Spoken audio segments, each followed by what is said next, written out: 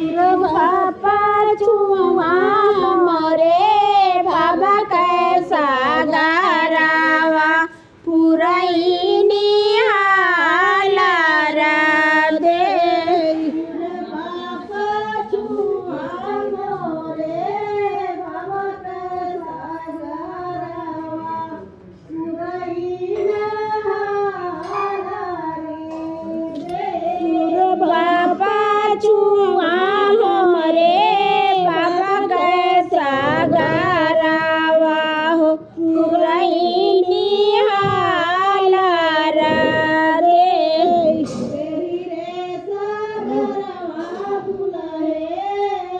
ये हमरे बुला रागन में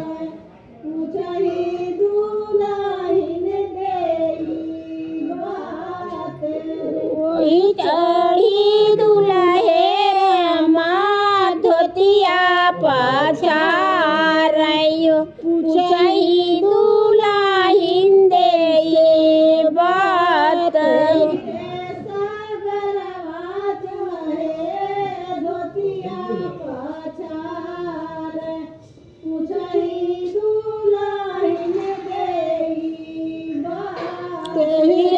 सागरवा दुल्हे धोतिया पछारियो पूछही दुल्हिन दे बात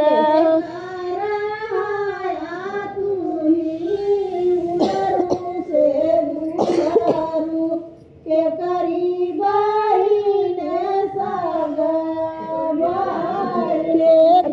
सगया तू ही उलरू से दुलारू के करीबाही सग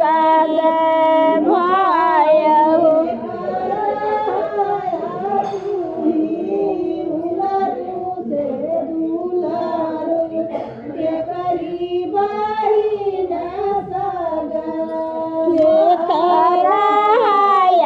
तू ही उलरू से दुलारू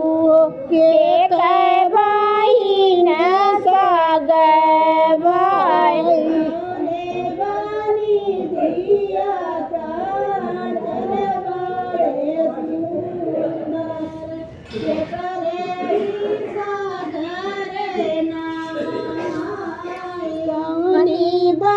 बनरिया से चल हारे सुंदर के करे न सागरे नहाय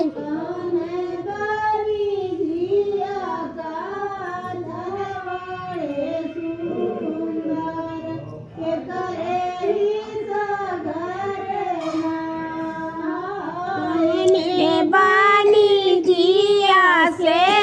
चल बारे सुंदर के करे न सागरे नहाय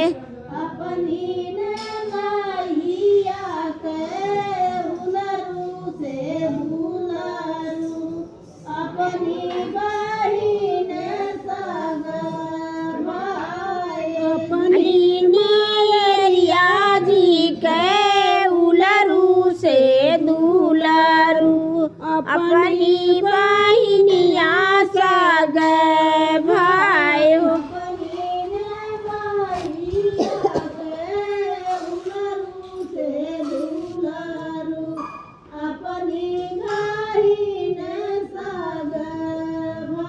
अपनी मैया जी के उलरू से दुलारू अपनी बहिनिया सग भाई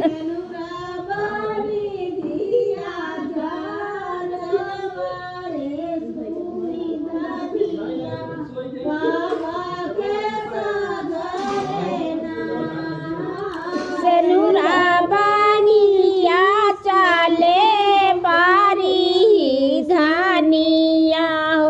ससुरु के सागरे नहाय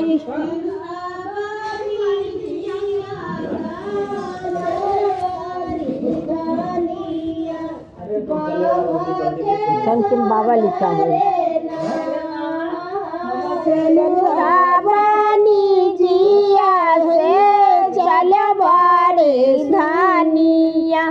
बाबा के सागरे नहाय